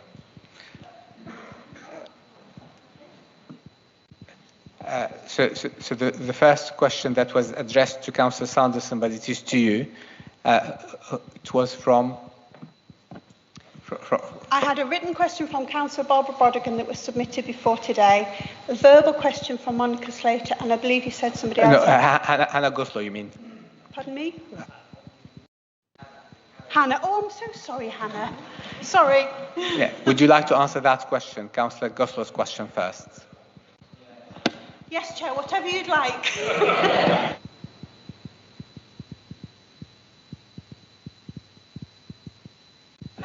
I'm sorry, she'll have to say it again because I didn't hear what she said earlier. I'm sorry. Do apologise. Thank you. I'm happy to read it out again. The reason I wanted to put it, I guess, to both of you is to look for a more holistic approach, but I'm happy to read out my question. Given the increasing financial pressures preschools in my division are reporting, could the executive member outline what further support North Yorkshire Council could offer beyond the statutory funding rates to help them remain viable and continue delivering high quality early education? As we know, evidence demonstrates investment in the early years is hugely effective in improving outcomes for children throughout their lives. Thank you. Thank you for your question. Thank you very much. I will provide you a written response with more detail to this, but I would just like to highlight, as it was written in my statement this month, that we are actively working with our early years providers, our wraparound care, our school provision, and we have a strong and determined team. In fact, I'm happy to say I went to a conference last Saturday for the early years, the first one since COVID, and the atmosphere there was really enlightening and inspirational, actually. So I will give you a better response on that with more detail, but I was really heartened to see North Yorkshire and those providers working really strongly together. Thank you. Councillor Brodigan, would you like to read your question quickly, please? Yes, thank you, Chair. So, Councillor Wilkinson, in relation to the reforms to alternative provision, including lowering the age range for pupil referral units to provide preventative places and 6-day provision for primary age pupils following permanent exclusion, how will the Council ensure that these changes lead to earlier intervention and improved outcomes, rather than simply increasing the number of young children entering alternative provision? And I'd just like to add, I hasten to use the word preventative places, because for me, alternative provision is actually curative. The prevention should actually take place in the mainstream schools. Thank you. Thank you, Councillor, for your question. Alternative provision and our new provision is designed to be a time-limited intervention and a support mechanism, not a long-term destination for children. This is aligned to the Department for Education's guidance, and work is underway to develop short-term support pathways so that primary children can access the new provision for short periods of support, with a focus on successful integration back into our mainstream schools, as outlined in the reports to the Executive and to the Children and Family Scrutiny Committee in December last year. Access to the preventative support available will be overseen by the Council in partnership with local schools so that those children who need the support most receive it. And yesterday in our executive meeting, I did approve a consultation for 4 more targeted mainstream provision, and presently we also have 44 expressions of interest for targeted mainstream provision. Thank you. Thank you, Councillor Wilkinson, for this. Given what we had earlier, Councillor Murday, is it a quick question? The question's quick, whether the answer's quick, I can't account for that. But Councillor Wilkinson, as you'll know, senior members of the Conservative Party, including local members of Parliament and North Yorkshire councillors, have recently expressed concerns over the council's home school transport policy. My understanding is that those Conservative councillors were reassured that the appeals procedure would iron out unforeseen consequences of the policy. But that didn't happen. Less than 10% of appeals were upheld, a much lower rate than might be expected. And in my personal experience of the process, I found it to be both adversarial rather than empathetic. Given these circumstances, would you consider allowing parents the option of resubmitting their appeals? Thank you, Councillor Murday.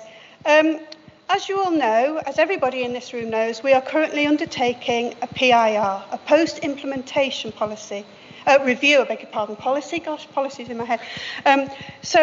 From everything that you've said today, that will form part of that. We are looking at everything across the whole of the implementation, which will include appeals. So the director's here today, she's heard what you've said. We'll feed your comments into the PIR. Thank you. Thank you, Councillor Wilkinson. Councillor Dadd, Executive Member for Finance and Resources. Thank you, Chairman. Nothing to add to my statement, but I am aware of some pre-submitted questions. Actually, 2 questions from Councillor Peter Lacey, and there are 3 from Councillor Bryn Griffith and 1 from Councillor Walker earlier that was asked to Councillor Myers. So I wonder if we can start with Councillor Lacey's 2 questions quickly, and then Councillor Dadd, if you have anything to add to what Councillor Myers answered in relation to Councillor Matt Walker's question, and then maybe Councillor Griffith can ask his 3 questions together. Councillor Peter Lacey. Thank you. And if it helps, I believe Councillor Bryn's questions were 1 in 3. But anyway, my 2 questions. Residents in arrears of council tax is clearly a concern, but I've got no idea whether 10% is good or bad, rising or falling. So that's the heart of that question. But in addition, whether that fact of hardship in the context of cost of living challenges are being referred or discussed or carried over to other departments who may be able to help in those times of need. Thank you. Do you want the second one quickly? It is only quick, and then I'll sit down. This is just about property. I'm aware that there's a property review going on, but I am keen that you work with colleagues in terms of financial release potential there, that any sites that are suitable for community-led housing, recognise that's cross-department, should be considered before they're rid of. Thank you. Thank you. I'll be very quick in my responses.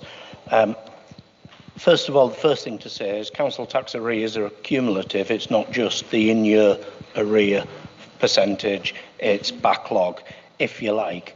How do we compare to other like authorities was the nub of the question. I've got to say we compare comparatively well. If we can describe it like that, one person finding themselves in arrears can be a difficult situation for that individual. And is it increasing or decreasing? It's increasing, actually, in line with national increases as the cost of living has bitten, etc., etc. I must say it may well be this topic may well be something that the relevant scrutiny committee might like to have a look at. I know they have touched on it, but I suppose from that you will want to know, as will members, what are we doing to help the situation. We're doing everything we can. We have a one open door policy in terms of support. I could stand here and take most of my 5 minutes listing the type of measures that we've taken. I won't do that. But if we look at the household support fund, council tax support schemes, and actually the general thrust of directing resources to those people services, which in effect is to those that actually need it, I think we've got an excellent track record, as I said at budget meeting, a record that we can be proud of. Thank you, Councillor Dadd. Councillor Matt Walker. Thank you, Chair. I'm not sure who's answering this one because, sorry, it sits sort of in 2 portfolios. So, with the council tax billing now complete, can you please provide us with an update on the revenue that we're going to get from the second homes premium and confirm how much income that is, and is it being ring-fenced to support affordable house, and how much is that, and how much of that is going to support local first-time buyers across North Yorkshire? Thank you. Thank you, and we're a little bit confused as Simon's shouting across at me. Do you want me to answer it or not? Well, I've got the figures. I'm sort of responsible for the raising of the revenue, and Simon spends it. It's typical, isn't it? Broadly, in general terms, last year we billed, and it might not be the same as collected given the 10% non-collection rate and the angst that we get usually from second home owners. We billed just over 14 million, giving us an expected revenue of 11.5 million. This year we'll be billing 14.9 million, and our expected share will be in excess of 12 million. I'll just refer you to the strategy of deploying that money that Simon will cover, no doubt, to the document that we approved in March 25. I hope that's helpful. Thank you. And finally, Councillor Griffith, if you can ask your 3 questions. Thank you, Chair. It's quite straightforward. It's 3 questions in one, really. And the first part is about how much still monies are currently held by the council. I'm aware of the report to exec in December. How much Section 106 monies are held by council? And what happens to any interest accruing when the monies go back to developers if it's not spent? I have a supplementary if possible. Thank you. It's unlikely at this time. Councillor Dadd. Okay, I'm looking at the clock and we're well over time. At the moment, in terms of SIL money, we're holding 12.6 million in the central strategic pot, and on behalf of parish councils, 0.4 million. That's the figures that have been given. The interest, is it returned? For Section 106, sorry, you asked how much Section 106 money. I'm going to say, and I qualify this because we're waiting for some reconciliation on highways funding, we're holding about 38.5 million of Section 106 money. In terms of the interest, if Section 106 money is not spent and it is returned, then we do return any accrued interest. Still, we don't return that. It is there to be deployed over a period of time, so therefore there's no interest returned to the contributors. I think that was it, wasn't it? Thank you. We are out of time, unfortunately. Councillor Mark Crane, Executive Member for Open to Business. Nothing to add, Chairman. I think I've got one written question, which was from Councillor Cunliffe-Lister.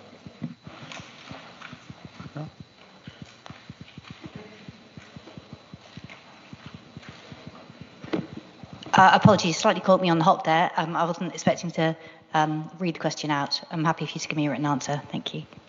Or if you, well, sorry. I'll need to find the question first and then read it out. If you give me 2 minutes. I will ask Councillor Andrew Murday first to ask his question. Thanks, Chair.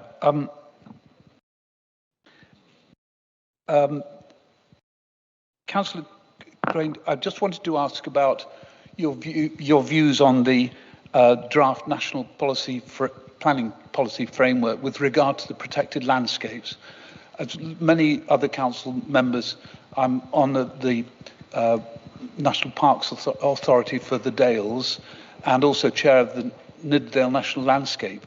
And there's considerable disquiet amongst those protected landscapes with regard to the draft policy, in that it doesn't really respect any of the designated purposes of protected landscapes. And my question is, and of course, those protected landscapes occupy more than 50% of the geographical area of the North Yorkshire Council. My question is, what representations is the council going to make with regard to those that draft policy forum, and in particular with respect to its effect on protected landscapes? First of all, to Councillor Cunliffe-Lister, it wasn't an attempt to catch you out, but I'm very pleased I succeeded. So it was a question you originally asked to Simon, but it wasn't Simon's portfolio. So just to try and clarify that. Sorry, back to the question at hand. I share your concern. I think it's right that yourself and other members around this table are concerned about that, because the policies that the present government are bringing forward are likely to make it easier for people to build in areas that we would see as natural beauty. And I personally don't want to see that. The second part of the question is, will we write to the government and tell the government what we think about that? The answer is yes, we will be writing to the government and we will be telling them that we're not in agreement with them. I just want to say that in the past, when we've written to the government and told them we're not in agreement, we don't always get our way. And if I was you, I wouldn't hold your breath waiting for them to change their mind. But it's right that we do write to them. It's right that we do outline our concerns. And it's absolutely right that the area we live in is beautiful. We wish to keep it that way. Thank you, Councillor Crane. As Councillor Cunliffe-Lister is happy with the written response, can I ask Councillor Hannah Goslow to ask her question? Thank you. Will the executive member responsible for devolution explain what steps are being taken to ensure there is no disparity in the level of support provided to different communities under the devolution process, given Ripon were granted £50,000 to develop a business case and Knaresborough had to fund their own? Secondly, could they outline how the council is working to improve its culture around devolution so that town and parish councils are not viewed simply as a means of transferring responsibility for services that the council can no longer deliver, but are instead properly supported and engaged as valued partners in shaping and sustaining local services and local communities? Thank you. Yes, I think this question is to Councillor Phillips, whose turn is coming next. So I will ask her to ask it. I will ask you again to repeat it in a moment, but before that, given that we still have a minute, I will go back to Councillor Cunliffe-Lister to read her question.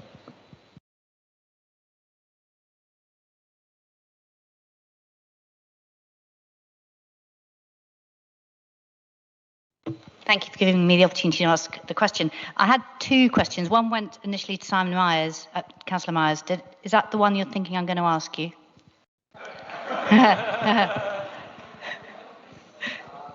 I really feel I could make some jokes now about the Lib Dems, but it's just too easy, so I won't.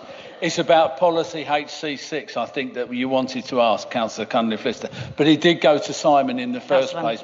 And I understand why, because it's to do with housing, but it's really about the local plan and therefore for me. Very much appreciated. Thank you very much.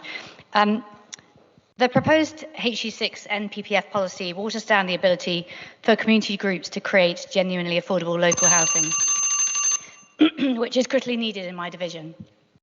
What is proposed will only apply to facilities that are currently in regular use, not those that have fallen out of use. This is a developer-friendly amendment that does not reflect the reality of rural settlements, where shops, pubs and schools have already closed. The ability for a community group to buy a site will only apply if it is the last of its type. If a once thriving village had 2 pubs or 3 shops, it would only be the last surviving pub or shop where community housing could be considered. This lacks ambition and is no better than managed decline. Surely the policy should support the development of community-led housing that would then help ensure the survival of the last shop or pub in the village, not replace it. Our rural communities deserve better. The worst element of what is proposed is the removal of alternative community use as a ground to prevent commercial development of a site. This prevents a community group from changing a redundant school into a community pub or a chapel into an affordable housing that meets local demand. This is out of touch with the changing needs of a rural community and needs to be reinstated. Without this and a clear definition of what CLH and community use, developers will have the upper hand and rural communities will continue to decline. The issue needs to be raised at a national level and brought to the attention of the Secretary of State for Housing. Well, thank you for the question and thank you for giving it to me in writing. I'm sure there's about 80 people sitting here today who won't know what we're talking about and are probably quite pleased they don't know what we're talking about. But policy HC6, just to be clear, is not really about housing. It's about the last shop or the last pub in the village and what happens with that thereafter. We have written to the government in their consultation and we have outlined concerns we have with the policy. That being said, one of the parts of the question was would we write to the Secretary of State? We wouldn't at the moment because we've given our views in the consultation and we wait to see what happens at the end of the consultation. I do share some of your concerns in the comments you've made about this. I think there's some interesting points you make. Two pieces of good news. One is that officers are happy to meet with you to discuss if there's any specific examples. And one good piece of news for everybody sitting here today is there will be something in the members' seminar in May about this policy. So something for you all to look forward to. We are indeed. The next member is Councillor Heather Phillips, Executive Member for Corporate Services. Thank you, Chairman. I don't really have a lot to add to my report, but I'd just like to put a bit of emphasis on one particular part of it. I'd like to back up what Councillor Dadd said regarding the level of support that's available for residents in North Yorkshire and to extol the virtues of the income maximisation team. There are people in North Yorkshire who are now benefiting from over £250,000 extra income because of the work of that team. So I think they need to be congratulated and hopefully many more people will benefit because we need to ensure that all those that are entitled receive the help that they deserve. I'm aware of one question. Thank you, Councillor Colling, for the courtesy of your early notice of that. I've now got another question apparently as well, but obviously happy to answer up to the 5-minute time limit. Thank you. Councillor Liz Colling. Thank you, Chair. Thank you, Councillor Phillips. I note in your report that you're pleased to announce we've got a community anchor organisation from excuse me, Moulton and Norton. Can you please advise me what progress has been made with confirming community anchor organisation for Scarborough? And if that progress is slow, I'll add something on, of course. If that progress is slow, what can we do to help that? Thank you.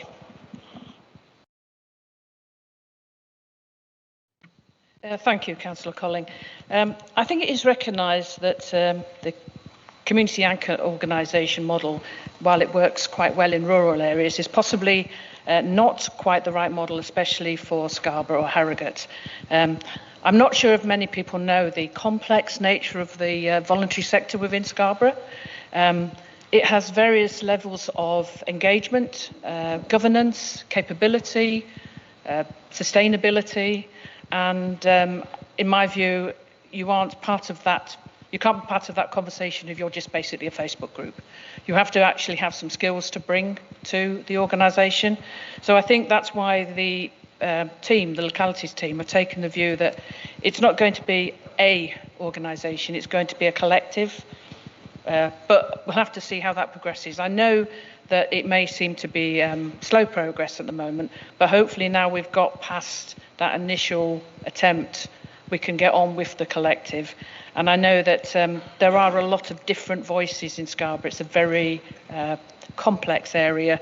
So I'm sure that, Councillor Colling, you have a lot of expertise in this and will understand why we're maybe not making as quick a progress as we had hoped for. Thank you. Let me take the question from Councillor Hannah Goslow. Do you need me to read it out again? Let's stop the clock while it's been read again. Thank you. Will the executive member responsible for devolution explain what steps are being taken to ensure there is no disparity in the level of support provided to different communities under the devolution process, given Ripon were granted £50,000 to develop a business case and Nesborough had to fund it their own? Secondly, could they outline how council is working to improve its culture around devolution so that town and parish councils are not viewed simply as a means of transferring responsibility for services that the council can no longer deliver, but are instead properly supported and engaged as valued partners in shaping and sustaining local services and local communities? Thank you.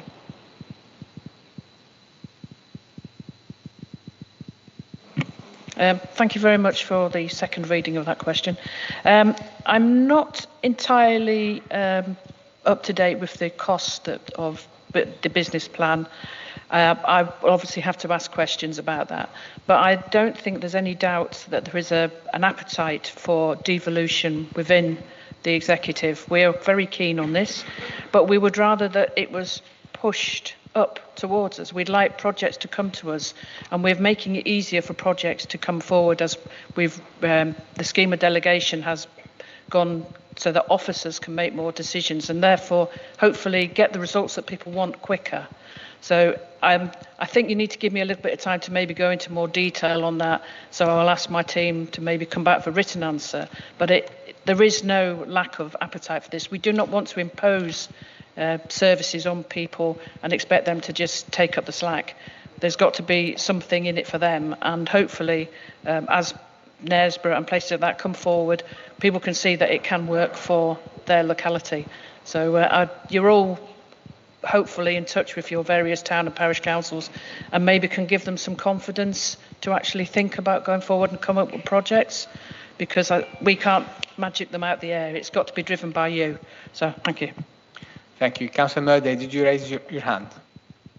Thank you, Chair. Yes, in the autumn, the Council Executive approved a submission to the Local Government Boundary Commission, which created or supported the creation of a new division of Wharfdale and Upper Nidderdale. At the executive meeting where that was agreed, the chair of the working group which produced the submission extolled the virtue of respecting the geography of the county created by the rivers and dales. For those whose geography is sketchy, the Nidd and the Wharf are different rivers and different dales.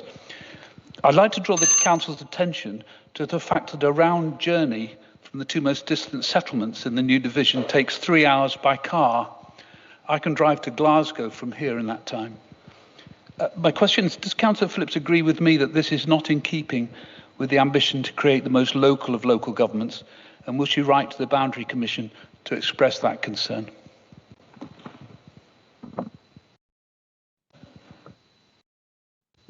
Thank you for that question. That came out of the blue somewhat. I did economics, not geography at school, so I'll not have any knowledge on that basis. But the Boundary Commission came up with some very useful suggestions and others which weren't so useful. But I think we have to respect the process. There was an awful lot of work done by the working group, and Councillor John Wheel obviously was the absolute arbiter of what should happen, but unfortunately the Boundary Commission decided otherwise. So I don't think I see much utility in writing to the Boundary Commission. As with previous government correspondence, we can write possibly, but we won't get an answer we like. Thank you. I call on Councillor Malcolm Taylor, Executive Member for Highways and Transportation. Yes, thank you, Chair. I have nothing further to add to my statement. I am aware of a number of written questions that have been submitted in advance. Indeed, there are quite a few questions to you, so I wonder if everyone can be extremely brief. Councillor Moore. Chair, I'm raising the ongoing impact of the ETRO in Royal Albert Drive, Scarborough. As the exec member is aware, I previously warned that the introduction of this ETRO would displace camper vans in surrounding streets. Residents in Southcliffe are now experiencing the consequences that I predicted. Camper vans parked outside their homes for long periods, increased police call-outs antisocial behaviour, the use of council assets without permission, and grey water being discharged into surface drains at a time when we are actively trying to improve the bathing water quality in South Bay. If the Royal Albert Drive ETRO is to be made permanent, residents in affected streets, and that includes Holbeck Road, Esplanade Crescent and Belvedere Road, must be properly considered. I therefore ask, what immediate steps will the Council take to protect residential amenity in these streets? Will additional ETROs be introduced promptly in these areas to manage the impact of displaced camper vans? How will the Council ensure that environmental and public health concerns, including water quality, are not compromised by unmanaged overnight camping in residential streets? Scarborough residents should not be expected to pay the price for a policy that was implemented without adequate mitigation. Thank you. Yeah, thank you for your question, Rich, and thank you for the advance notification, although it probably won't surprise you that I was anticipating this question. We do recognise that other areas in Scarborough, Whitby and Sandsend have seen an increase in motor caravan overnight parking, and some objectors state this is because of the restrictions of the ETROs. The report is coming to the Executive Members meeting on the 27th of March 2026 for consideration, and it will be prudent to start looking at consultations on introducing some traffic regulation orders similar to the ETROs at some key residential hotspots in Scarborough, including the Esplanade and the South Cliff area that you represent. We will be discussing that at the Executive Members meeting, and the subject of motor caravan parking generally will be reviewed in the upcoming local area action plans for Scarborough, Filey and Whitby. I think it's also important to mention I do get representations from other interested parties like the caravan owners in Scarborough, caravan park owners who invest in their sites and they provide facilities and employment and contribute to the economic development in Scarborough, and they are equally interested in this item. Thank you. Councillor Lacey. Thank you. In the light of the recent U-turns on parking charges, can the exec member ensure that, as in the parking principles document, proper engagement and consultation will take place before any further sort of draconian county-wide implications? I would not like to be marched up the hill to the top of the hill again without sufficient cover. Yeah, thank you for your question. Following the recent decision to withdraw specific elements of the car parking proposals, I can confirm that we remain fully committed to the key principles within the policy. This includes undertaking meaningful consultation and ensuring that any future proposals are developed with careful consideration of local circumstances and community needs. Should revised proposals be brought forward, they will be informed by this engagement and shaped to reflect local requirements. Councillor Heston.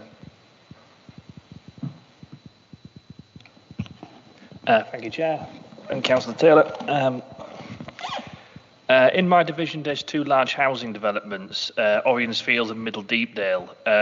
Both divisions' developments, residents are subjected to a maintenance fee.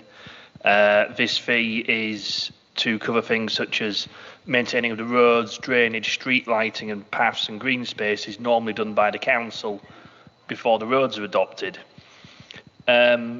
These maintenance contracts are required for anyone buying a house, and once locked in, residents are often subjected to extortionate price hikes. I was contacted by multiple residents who saw their fees rise from £200 a year to £420 over the span of 4 years, with very little to show to it, and this is on top of paying full council tax. This unfairness is further compounded by the fact that residents in the next street may only pay £200 a year, or in some cases nothing at all, depending on developer. Large parts of these developments have been built and lived in for 7 or 8 years. While I believe these contracts are a national scandal in the making, can the council do what is in its gift, namely adopt the roads in these developments and push the developers into ending these unfair contracts as soon as possible? Thank you. Yeah, thank you for your question, Councillor Sester. This is quite a lengthy and complex response, Chair. I mean, it's up to you. I can either do it now or I can print it on the website, publish it on the website for all members to benefit from that. Would you be happy with that, Councillor Seston? Yeah, I'm happy to take a written response. Thank you. Okay, we'll do that. Thank you. I call on Councillor Michael Harrison, Executive Member for Health and Adult Services. Thank you, Chairman. Nothing to add to my statement. Happy to take any questions. I believe there is a question from Councillor Lacey. Thank you. Councillor Harrison, following the failed budget amendment to support community and voluntary groups in areas where the Prevention Plus, the much heralded and welcomed Prevention Plus initiatives have been to pilot, can you commit to exploring any unintended consequence or resource implications that might arrive for the community and voluntary sector, including the outcomes from equivalent schemes on which this pilot is based, for example, that in Knaresborough? Thank you. Obviously, this is a pilot, but this council has committed some considerable funding to do it. I absolutely can commit to that. Whenever we introduce new processes, new initiatives, there is always the chance of some unintended consequence, and that is exactly why we would pilot something like this. So we're live to it, but also I'd be grateful if you could share the specifics in Knaresborough so that we can see that any unintended consequences that are negative that we don't carry forward into a larger scheme. Thank you. I've seen two hands, one from Councillor Murday and then from Councillor Aldred. Thank you, Chair. Councillor Harrison, last week's Scrutiny of Health, the committee heard a presentation concerning the management of stroke. Health officials reported that the results of a one-year pilot to improve access for patients in the Harrogate area to the hyperacute stroke service in either York or Leeds, and access to these services can reduce or even eliminate the effects of cardiovascular events with a dramatic benefit for patients. The pilot resulted in a reduction of 34% in patients. The pilot was to do with transportation by ambulance to the hyperacute centre. So that in patients not receiving, in other words, a 34% reduction, but 66% of patients in that area still did not have access to the hyperacute stroke units. When we asked the health officials why the reduction was not greater, they reported there was a lack of capacity at York District Hospital for managing these patients. So can I ask Councillor Harrison to ensure that the ICB tries to find the necessary resources to provide a service that's adequate for the population? Well, thank you. Can I assure that the ICB will do what they should do? I mean, I could reply to say absolutely. What I would suggest is that if there is concerns about what services offered now in the health area, that the chair of scrutiny contacts the relevant health people, because I think that's the whole purpose of them appearing in front of the Scrutiny Commission. So if the chair of scrutiny is unwilling to do that, please, if they would get in touch with me, and I'll try and understand why. But I do think if we invite health people to the council to speak to scrutiny, that scrutiny should take forward anything that they wish to outside of that. I'd rather not muddy the waters, personally. Councillor Aldred. Thanks, Chair. The executive member may well be aware of that a growing number of councils across the country, I think it's 16 at the moment, are passing motions in support of the Marie Curie charity campaign to contain within this document to exempt those with a certified terminal illness from paying council tax in the last 12 months of their life. This means one less financial burden for them and their families during an already unimaginably difficult time. Would the executive member be prepared to join me to form a cross-party grouping to examine the possibility of putting this scheme in place in North Yorkshire for the next budget year? Thank you for the question. If there is a request to introduce a new exemption reason into this council's policy, then I think it should be brought forward for consideration. I don't think you need me to join you. I think you need to bring that forward as a proposal which will be considered under the council tax exemption scheme. Thank you. Councillor Murder, you had a supplementary because I can't see any hands up. We've got only 10 seconds. Well, if I may, just to go back to Councillor Harrison, we did actually discuss submitting a letter, but my understanding is that Councillor Harrison sits on the ICB as a representative of North Yorkshire. Is that not the case? No, I'm not a member of the ICB. Thank you. Will the chairs of the Scrutiny Board and Overview and Scrutiny Committees indicate now if they wish to speak on their statements or add further information? I will call for questions after all the chairs who wish to speak have done so.